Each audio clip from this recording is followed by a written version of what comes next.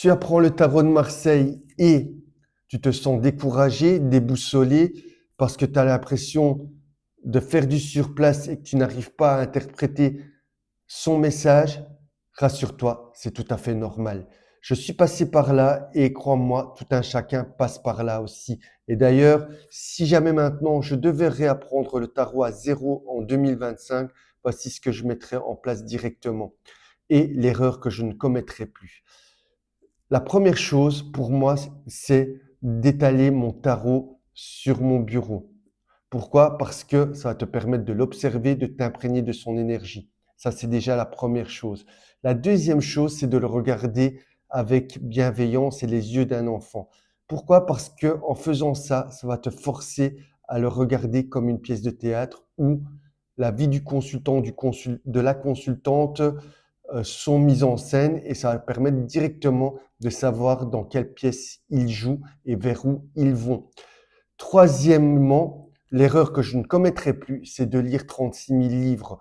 Pourquoi? Parce que j'ai constaté qu'en lisant 36 000 livres, à la fin, j'étais beaucoup plus perdu qu'autre chose parce que j'essayais d'emboîter des mots-clés avec d'autres mots-clés qui faisaient un message stérile et complètement à côté de ce que le tarot voulait m'indiquer. De plus, ça va bloquer ton intuition et ça va renforcer ton mental à te dire j'arrête, c'est pas pour moi, ce n'est que pour les élus. Et je pense que tu n'as pas envie de ça.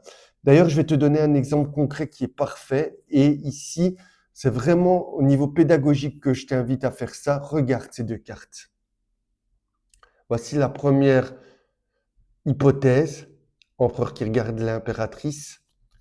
Et ici, l'empereur tourne le dos à l'impératrice.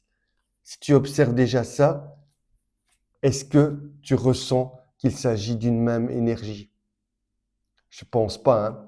Donc ici, ça, c'est déjà aussi une clé qui est puissante que tu pourras mettre en place toi-même. Et d'ailleurs, l'autre clé que je mettrai tout de suite en place, c'est de poser des petites questions au quotidien et de ne plus vouloir faire des tirages de 10 cartes d'un coup. Commence progressivement, commence par une, puis deux, et puis aussi, au fil du temps, tu vas pouvoir rajouter une carte. Pourquoi? Parce qu'en faisant ça, tu vas pouvoir réapprendre à te faire confiance, à interpréter intelligemment les choses, à faire ton glossaire de mots-clés et aussi, si jamais maintenant tu veux d'autres clés comme celle-ci, moi j'avais fait une petite vidéo fin septembre, donc je t'invite à aller voir les 3 clés qui ouvrent les portes du tarot. Je te mets le lien en descriptif ici.